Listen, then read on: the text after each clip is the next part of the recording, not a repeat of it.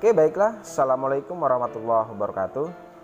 Ya, kita lanjutkan untuk pembuatan laporan keuangan dari PT Berkah, di mana pada pertemuan kali ini kita akan bahas mengenai jurnal penyesuaiannya.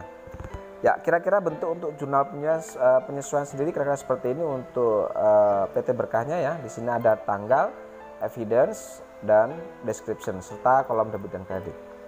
Oke, baiklah, karena banyaknya yang perlu kita bahas pada pertemuan kali ini, mungkin kita langsung saja di sini. Oke, di sini sudah saya siapkan untuk bukti memorial untuk penyesuaian dari PT Berkah ya. Jadi untuk mempermudah input jurnalnya, kita akan coba bagi menjadi dua layarnya.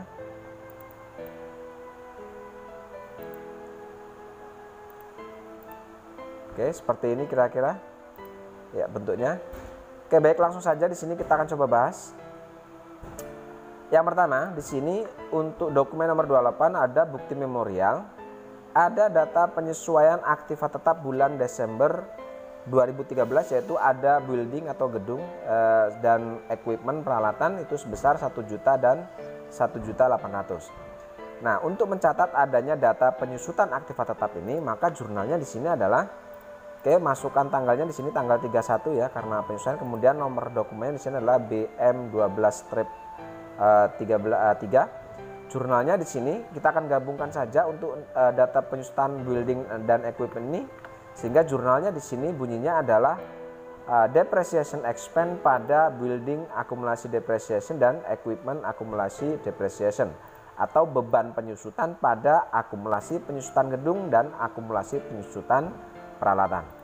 Oke, di sini untuk kode akunnya sendiri kita masukkan ya, masing-masing untuk depreciation adalah 6/2700, buildingnya 1/3220, equipment 1/3402. Nilai ya kita masukkan untuk akumulasi penyusutan gedungnya di sini nilainya adalah 1 juta. Kemudian akumulasi penyusutan peralatannya adalah 1.800.000, sehingga total beban penyusutannya di sini adalah 2.800.000. Oke, itu untuk dokumen nomor 28. Sekarang kita masuk untuk dokumen 29. Oke, untuk dokumen nomor 29 di situ ada data penyesuaian akhir periode di situ ya. Yang pertama di sini ada persediaan air surplus itu dinilai 4 juta. Oke, persediaan air surplus di sini dinilai 4 juta. Nah, untuk mengetahui berapa beban atas pemakaian perlengkapan ini, maka kita harus tahu berapa saldo dari perlengkapan itu sendiri. Sekarang kita lihat di saldo perlengkapannya. Ya, di sini kita lihat di trial balance yang sebelumnya sudah kita buat di situ ya. Ya, di trial balance. Kita cari untuk trial balance-nya. Ya, di sini trial balance kita cari untuk surplus-nya di sini. Di sini untuk surplus saldonya adalah 7.300.000. Pada akhir periode untuk surplus ini dinilai hanya 4 juta, sehingga di sini ada selisih.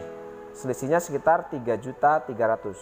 Nah, 3.300.000 inilah yang namanya beban pemakaian atas perlengkapan itu sendiri. Nah, jurnal penyesuaian untuk mencatat adanya beban ini, beban atas pemakaian perlengkapan ini, sehingga nilai persediaan airnya hanya 4 juta pada akhir periode, maka jurnalnya di sini adalah, kita masukkan tanggalnya tanggal 31, nomornya adalah BM12-4, jurnalnya adalah surplus expense pada surplus itu sendiri. Di mana kodenya masing-masing adalah 6/2400 dan 1/1320. Nilainya untuk debit kreditnya sama 3.300.000. 3.300.000 ini adalah selisih antara saldo surplus dengan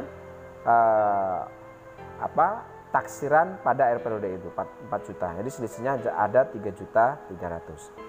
Oke, kemudian selanjutnya untuk yang kedua ada beban asuransi yang kadaluarsa. Artinya beban asuransi atau biaya asuransi yang sudah terpakai atau asuransi yang sudah terpakai di sini. Di sini sudah disebutkan untuk bebannya adalah 2.500.000. Oke, jurnal untuk mencatat adanya beban asuransi yang sudah kadaluarsa adalah insurance expense pada prepaid insurance. Oke, masing-masing kodenya di sini adalah 6/2800 dan 1/1420. Untuk nilainya sendiri adalah untuk debit dan kreditnya itu 2.500.000. Oke, itu dokumen yang nomor 29 saya rasa selesai. Sekarang kita masuk ke dokumen nomor 40. Di sini ada isi memonya adalah siapkan laporan rekonsiliasi bank, lihat rekening koran yang diterima dari BCA KCP per tanggal 31 Desember. Untuk dokumen rekening koran sendiri di sini tidak tersedia, artinya ini tidak perlu kita jurnal untuk dokumen nomor 40. Oke, sekarang untuk yang dokumen nomor selanjutnya di sini ada bukti memorial. Yang pertama adalah isi memorialnya, oleh karena pencatatan PPN income dan PPN outcome sesuai dengan faktur pajak standar, maka kedua akun tersebut dapat segera ditutup, saldonya dipindahkan ke PPN payable. Oke, untuk mencatat adanya PPN outcome dan PPN income ini, maka kita lihat di trial balance untuk saldo PPN outcome berapa, PPN income berapa. Oke, di sini kita lihat untuk saldo PPN outcome itu ada di sisi debit, ada di sisi kredit. Sedangkan PPN income itu ada di sisi debit. Nah, sedangkan di sini permintaannya adalah bahwa kedua akun ini di sini disuruh ditutup, ya, disuruh ditutup saldonya. Kemudian selisih antara saldo PPN outcome dan income ini disuruh dipindahkan ke PPN payable. Oke, karena perintahnya disuruh ditutup, maka otomatis saldo ini akan kita balik. PPN outcome yang di saldo ini di kredit nanti akan menjadi debit, sedangkan PPN income itu akan menjadi di kredit. Oke, sekarang kita masukkan di sini PPN tanggalnya dulu ya, tanggal 31. Nomornya di situ BM12-6 ini. Kemudian jurnal sendiri adalah PPN outcome tadi dan PPN income ya, kita masukkan, kita balik. Yang PPN outcome jadi debit yang tadinya ada di kredit, dan PPN income itu kita rubah jadi di kredit. Oke, untuk nilainya PPN outcome sendiri adalah di sini 83.190.000 ya, kita masukkan di sisi debit. Sedangkan untuk PPN income-nya di sini adalah 59.680.000, kita pindahkan di sisi kredit. Oke, selanjutnya setelah kita masukkan di sini antara PPN outcome dan PPN income ini ada selisih. Oke, ada selisih. Nah, selisih antara PPN outcome dan PPN income karena saldonya lebih besar PPN outcome, maka selisihnya kita letakkan di sisi kredit, yaitu menggunakan akun di sini perintahnya disuruh dipindahkan ke PPN payable. Berarti kita gunakan akun PPN payable. Oke, di sisi kredit. Nah, seperti itu. Jadi jurnal PPN outcome pada PPN income dan PPN payable. Oke, untuk jurnal penyusuan poin pertama selesai. Untuk yang dokumen nomor 30 ini. Nah, sekarang masuk ke poin kedua. Poin kedua di sini perintahnya adalah hitung pajak penghasilan atau PPh badan dengan cara kalikan PKP yang dibulatkan ribuan ke bawah dengan tarif pasal 17B Undang-Undang Nomor 36 Tahun 2008. Nah, di sini untuk bisa membuat jurnal poin yang kedua, maka kita harus tahu berapa nilai PKP-nya atau penghasilan kena pajak. Nah, untuk mengetahui berapa nilai penghasilan kena pajak, maka di sini kita harus buatkan worksheet sebelum PPh. Oke, kita lebarkan seperti ini. Nah, di sini sudah saya siapkan worksheet sebelum PPh untuk mendapatkan berapa nilai PKP-nya untuk poin yang kedua ini. Nah, di sini untuk mendapatkan nilai PKP, maka di sini kita harus membuat worksheet sebelum PPh. Nah, untuk membuat worksheet ini cukup mudah sebenarnya, cukup mudah dan simple sebenarnya. Oke, yang pertama bentuk worksheetnya di sini seperti ini. Kira-kira ada 12 kolom. Ada akun name atau akun number, ada nomor akun, nama akun, kemudian di sini ada kolom trial balance untuk mencatat saldo trial balance. Di sini ada kolom penyesuaian untuk menginput transaksi-transaksi di jurnal penyesuaian tadi. Kemudian ada neraca saldo setelah penyesuaian atau adjusted trial balance. Kemudian ada income statement, ini adalah untuk mencari laba rugi. Nah, di sini di kolom laba rugi ini nanti kita akan dapatkan berapa nilai PKP-nya. Kemudian ada kolom balance untuk menghitung nilai saldonya, untuk neracanya. Oke, kita langsung saja. Caranya perhatikan cara mengisi untuk worksheet. Untuk kolom akun number atau nomor akun dan nama akun, kita cukup memindahkan saja semua nama akun dan nomor akun yang ada di trial balance ini. Oke, jadi ini kita pindahkan nomor akun dan nama akun ini, ya, kita pindahkan semua ke worksheet sini, ke kolom nomor akun dan nama akun. Ya, kita pindahkan ke sini. Kira-kira setelah kalian nanti pindahkan hasilnya seperti ini. Oke, jadi nama dan nomor akun ini sama dengan nama dan nomor akun yang ada di trial balance. Oke, selanjutnya setelah kalian pindahkan nomor dan nama akun ke sini, langkah selanjutnya kalian coba isi kolom trial balance. Nah, trial balance ini pun sama, sangat mudah cara mengisinya. Untuk kolom trial balance kalian cukup memindahkan saja saldo-saldo yang ada di trial balance 31 Desember ini.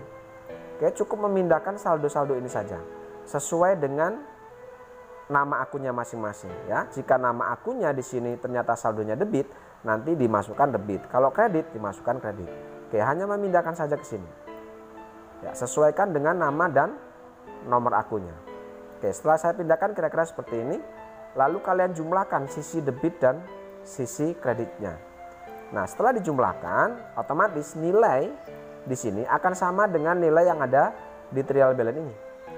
Ya, sama harusnya. Karena di sini kita hanya memindahkan saja di sini.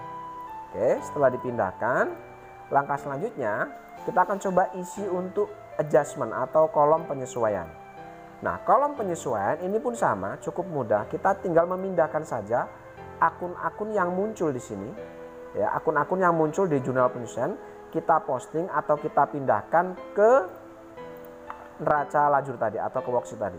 Contohnya di sini ada depreciation expense, muncul akun depreciation expense, ada saldo di sisi debit. Berarti di sini kita cari untuk depreciation expense kode 6, ya berarti di sini. Nah, ini di sini kita pindahkan di sisi debit.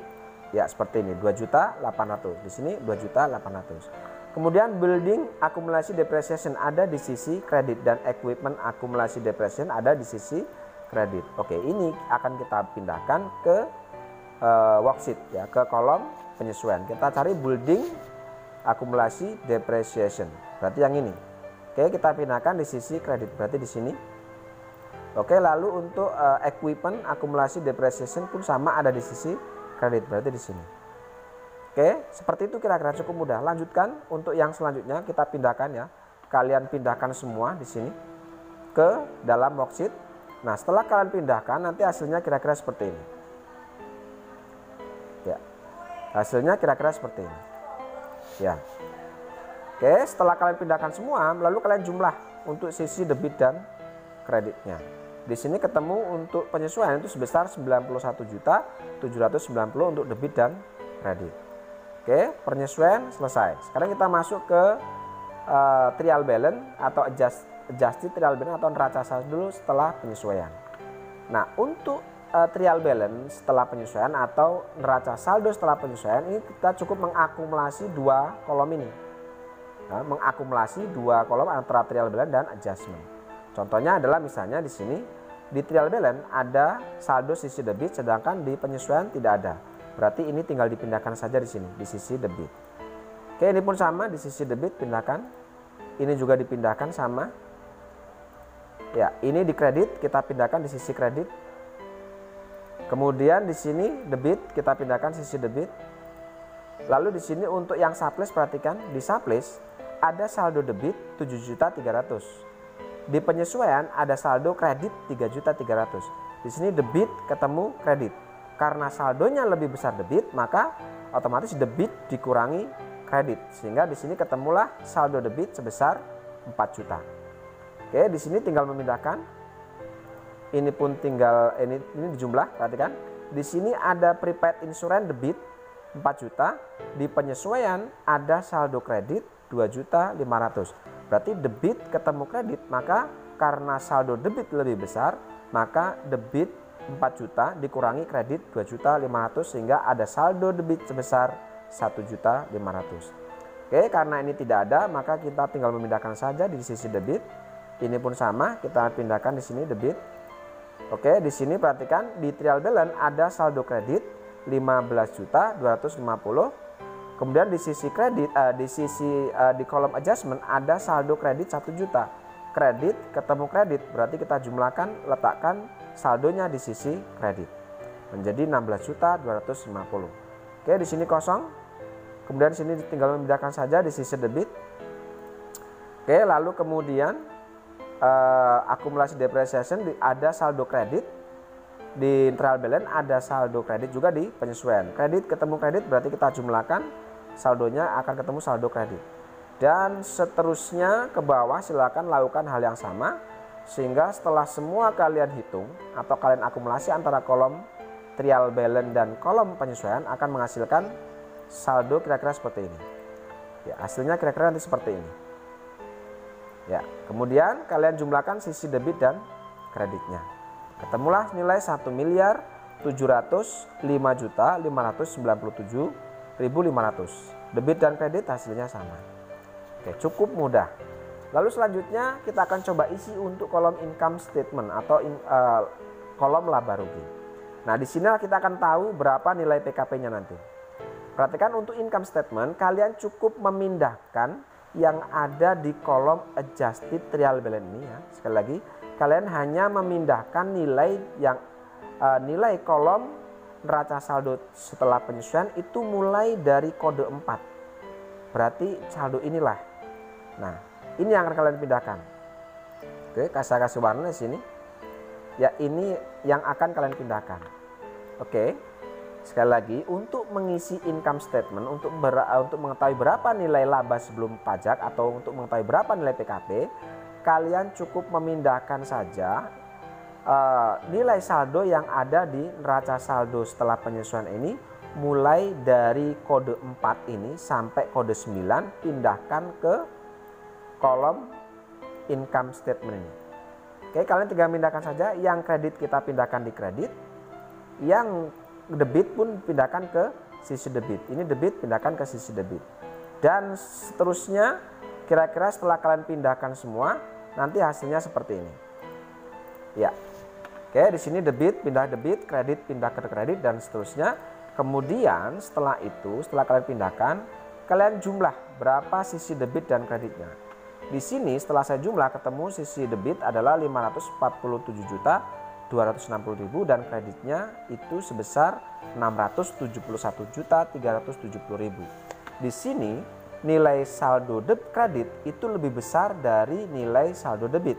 Karena di sini kita ketahui bahwa untuk saldo kredit mulai dari kode akun 4 sampai kode 9 ini adalah pendapatan. Oke, jadi di income statement untuk saldo kredit ini adalah nilai pendapatan, sedangkan yang di sisi debit ini adalah nilai seluruh beban. Otomatis karena pendapatan lebih besar dari beban, maka di sini akan kita cari selisihnya, letakkan di sisi debit. Ya, jadi 671.370 dikurangi 547.265, ketemulah di sini selisih 124.105.000. Nah, inilah yang disebut dengan pendapatan kena pajak atau PKP yang kita cari untuk menghitung berapa nilai PPh yang harus kita bayar. Oke, seperti itu ya. Oke, sekarang kita lanjutkan untuk mengisi kolom balance. Nah, kolom balance itu cukup memindahkan neraca saldo setelah penyesuaian atau kolom adjusted trial balance ini yang dari kode 1 sampai kode 3. Oke, berarti yang ini. Ya, saya kasih warna di sini untuk kasih warna yang berbeda. Perhatikan di sini. Kalau tadi income statement itu memindahkan nilai saldo yang ada di trial balance atau yang ada di neraca saldo setelah penyesuaian itu mulai kode 4 ke bawah, untuk mengisi kolom balance cukup memindahkan nilai yang ada di adjusted trial balance atau neraca saldo setelah penyesuaian itu mulai dari kode 1 sampai kode 3. Oke, ini cukup kalian pindahkan saja. Yang debit kalian pindahkan debit, ya, oke. Yang debit kalian pindahkan debit di sini. Ya, yang kredit kalian pindahkan di sisi kredit. Ya, ini kredit kalian pindahkan di sisi kredit, seperti itu. Oke, kalian silakan pindahkan. Setelah kalian pindahkan, maka hasilnya kira-kira nanti seperti ini. Oke. Nah, setelah saldo-saldo yang muncul di neraca saldo setelah penyesuaian sudah dipindahkan ke kolom balance ini semuanya, maka kita akan jumlah sisi debit dan sisi kreditnya. Oke, setelah saya jumlah di sini ada selisih di sini. Nilai harta itu lebih besar dari nilai hutang plus modal. Nah, ini akan kita cari selisihnya. Di sini kalau kita lihat itu nilai debit itu lebih besar dari nilai kreditnya karena debit ini berarti menandakan jumlah harta. Mestinya di sini harta harus lebih besar dari nilai hutang plus modal. Oke, untuk selisih antara harta dan hutang plus modal ini kita letakkan di sisi kredit. Nah, setelah saya jumlah di sini ketemulah selisih yaitu sebesar 124.105.000. Ini harus sama dengan PKP yang kita dapat di kolom income statement ini. Oke, jika sudah sama nilainya, nilai selisihnya, berarti ini sudah benar. Oke, lalu kita jumlahkan ini ke bawah. Ini pun ke bawah kita jumlahkan. Kemudian ini kita jumlahkan. Ini pun kita jumlahkan. Ya, untuk worksheet sebelum PPh selesai. Nah, sekarang kita sudah tahu berapa nilai PKP-nya di sini, yaitu 124.105.000. Nah, sekarang kita akan hitung penyesuaian untuk poin yang kedua tadi. Oke, di sini kalikan PKP yang dibulatkan dalam ribuan dengan tarif pasal 17 Undang-Undang 36 tahun 2008. Nah, di sini kita ketahui bahwa untuk Undang-Undang nomor 36 tahun 2008, besarnya PKP atau persentase pajak itu adalah 25%. Nah, 25%. Nah, sedangkan di sini 25% dari nilai PKP itu ada pengecualian jika jumlah penghasilan bruto kita di bawah 4,8 miliar, maka dapat potongan 50% dari nilai pajaknya. Di sini kalau kita hitung di sini untuk nilai brutonya di sini kita didapat nilai di sini, perhatikan coba, ini pendapatan ya, ditambah dengan freight collected, oke, dikurangi dengan sales discount.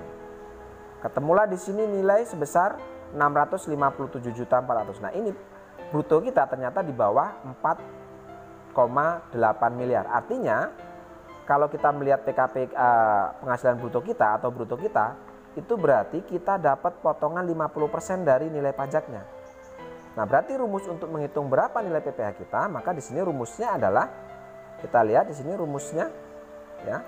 Rumus untuk menghitung adalah 25% kalikan 50% ya. Jadi 25% itu adalah besarnya persentase pajak, 50% itu adalah kita dapat potongan 50% jika bruto kita kurang dari 4,8 miliar ya.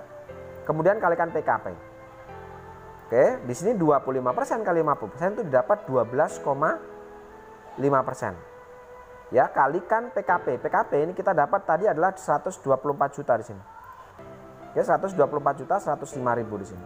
Sehingga didapatlah untuk beban pajaknya adalah 15.513.125. Inilah yang akan kita jurnal. Nah, jurnal untuk mencatat adanya beban pajak ini, jurnalnya adalah income tax expense pada income tax payable, di mana masing-masing kode akunnya adalah 93.000 dan 2/1212. Nilainya untuk debit kreditnya itu adalah 15.513.125 rupiah. Oke, itu selesai. Nah, setelah kita sudah mendapatkan beban pajaknya, kemudian sudah kita jurnal, maka selanjutnya dari sini kita akan coba buat untuk worksheet setelah pajak. Ya, jadi tadi untuk mencari berapa nilai PKP-nya, kita buat dulu worksheet sebelum PPh, ya, worksheet sebelum PPh untuk mendapatkan berapa nilai PKP-nya. Setelah nilai PKP ini sudah dapat, kita kalikan dengan beban pajaknya di sini, perhitungan pajaknya ya. Jadi beban pajaknya tadi adalah 25% kalikan PKP. Tetapi karena penghasilan bruto kita kurang dari 4,8 miliar, maka di sini kita dapat potongan 50% dari nilai pajaknya. Berarti 25% beban pajaknya atau persentase pajak karena dapat potongan kalikan 50%. Kemudian kalikan dengan PKP-nya. 25% kali 50% didapat 12,5%. Kalikan dengan PKP-nya 124.105.000, didapatlah beban pajak 15.513.125 rupiah. Dan inilah yang kita jurnal dengan bunyi jurnal income tax expense pada income tax payable. Nah, setelah penyesuaian untuk beban pajak ini atau perhitungan terhadap beban pajak ini sudah ketemu, langkah selanjutnya kita akan membuat worksheet setelah PPh atau neraca lajur setelah pajak. Nah, dari neraca lajur setelah pajak nanti akan kita dapat berapa nilai pendapatan bersih setelah pajaknya. Cara mengisinya cukup simpel ya, sama seperti tadi saat membuat worksheet ini. Yang pertama, kalau untuk worksheet setelah PPH kita cukup berpedoman pada worksheet ini ya. Jadi untuk worksheet ini setelah PPH, datanya, nama dan akun trial balance ini cukup pindahkan saja dari sini. Oke, pindahkan yang di sini, pindahkan langsung ke worksheet setelah PPH ini. Ya, kita pindahkan otomatis karena sama, jumlahnya pun sama di sini. Ya, jumlahnya sama di sini. Nah, perbedaannya antara worksheet sebelum PPH dan worksheet setelah PPH, perbedaannya adalah di penyesuaian ini. Nah, di worksheet setelah PPH nanti akan kita masukkan untuk income tax expense dan income tax payable di sini. Ya, nilai income tax expense dan income tax payable kita masukkan. Oke, setelah saya masukkan di sini, kira-kira hasilnya seperti ini. Ya, seperti ini hasilnya. Oke ya, jadi sudah di sini. Kalau di worksheet sebelum PPH tadi tidak ada income tax payable, income tax expense di sini, income tax payable-nya dia kosong, tidak ada. Di worksheet setelah PPH, di sini muncul income tax payable, kayak 15 juta yang tadi. Dan income tax expense di sini muncul, sedangkan di worksheet sebelum PPH, di sini untuk income tax expense dia tidak ada. Oke, hanya perbedaannya di situ saja. Oke, lalu kita jumlah debit kreditnya. Ya, ketemu 107 juta. Ini pun kalau kita jumlah untuk adjustmentnya, sisi debit dan kredit, ini akan ketemu jumlahnya sama, 107 juta 303.125. Ya, sama. Oke. Lalu selanjutnya lakukan perhitungan kolom trial balance dan adjustment ini. Akumulasi antara kolom trial balance dan adjustment. Ya, lakukan seperti tadi. Ya, kira-kira setelah kalian lakukan maka hasilnya nanti seperti ini. Ya, hasilnya seperti ini ya. Yang debit kita pindahkan debit ya, yang kredit kita pindahkan ke sisi kredit. Jika ada dua seperti ini ya, contohnya untuk sublease jika ada dua seperti ini, kita lihat di sini. Kalau ada saldo debit ketemu saldo kredit, maka jika nilainya lebih besar debit, maka dijumlahkan, letakkan taruh di sisi debit saldonya. Lalu kemudian untuk yang income tax payable tadi, perhatikan perubahannya. Sebelumnya ada saldo kredit. Kemudian ada di jurnal penyesuaian ini ada saldo income tax payable-nya ada di sisi kredit. Oke, kita masukkan di sini di sisi kredit. Kredit ketemu kredit, kita jumlahkan menghasilkan saldo kredit ya di adjusted trial balance-nya. Kemudian seterusnya ya, setelah kalian memasukkan semua di sini sudah selesai, kalian jumlah. Ya, ketemulah 1.721.110.610.625. Debit kreditnya sama. Nah, kemudian selanjutnya ada kolom income statement. Caranya sama. Tadi income statement hanya memindahkan saja saldo-saldo yang ada di neraca saldo setelah penyesuaian mulai dari kode 4 ya, berarti yang ini mulai dari kode 4 sampai kode 9. Oke, saya kasih warna di sini. Mulai dari kode 4 sampai kode 9, pindahkan ke kolom income statement. Yang debit kalian masukkan debit, yang kredit kalian masukkan kredit. Ya, debit masukkan di debit ya. Yang kredit masukkan di sisi kredit. Nah, setelah kalian sudah pindahkan, kalian jumlah sisi debit kreditnya. Oke, ketemulah nilai di sini untuk debitnya 5.778.125, sisi kreditnya 671.370.000. Di sini kredit lebih besar karena kolom kredit ini adalah kolom pendapatan, debit kolom beban. Sekarang pendapatan dikurangi beban, kita letakkan selisihnya di sisi debit. Didapatlah nilai 108.591.875. Inilah yang disebut dengan laba bersih setelah pajak. Oke, inilah yang disebut dengan laba bersih setelah pajak. Kalau di worksheet tadi dapat pendapatan kena pajak, artinya laba sebelum pajak. Setelah adanya perhitungan pajak, maka otomatis di sini nilainya berkurang. Yang tadinya di worksheet sebelum PPH didapat laba 124 juta sekian, setelah dikenakan pajak labanya berkurang menjadi 108 juta sekian. Nah, seperti itu caranya. Lalu kita akumulasi ke bawah di sini. Ya. Debit kreditnya sehingga seimbang setelah adanya selisih laba tadi. Lalu selanjutnya kita akan coba isi balance. Oke, balance sama dengan worksheet sebelum PPA tadi. Kolom balance hanya memindahkan akun-akun mulai kode 1 sampai kode 3.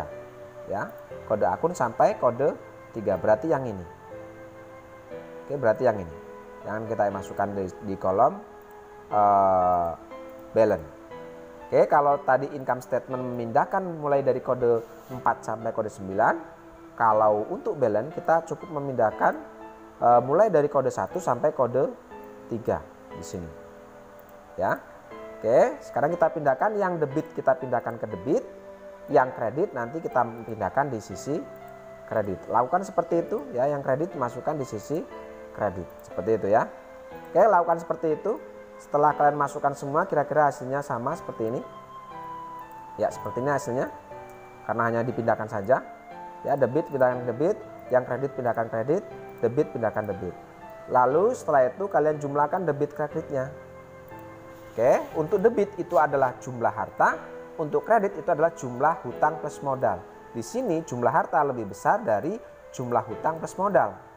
Nah, kita cari selisihnya di sini. Setelah kita cari selisih di sini karena besar debit, maka selisihnya kita letakkan di sisi kredit. Setelah saya hitung di sini ada selisih 108.591.875. Ternyata sama hasilnya selisihnya. Oke, jika sudah sama berarti ini sudah benar. Oke, lalu kita jumlahkan di sini kreditnya. Lalu kita jumlahkan debitnya. Seperti itu, ya. Oke, saya rasa mudah ya, sangat mudah ya untuk mengerjakan worksheet ini, baik itu worksheet sebelum pajak maupun worksheet setelah pajak. Dan penyesuaian tadi sudah kita selesaikan. Oke, saya rasa cukup untuk pertemuan kali ini. Terima kasih. Assalamualaikum warahmatullahi wabarakatuh.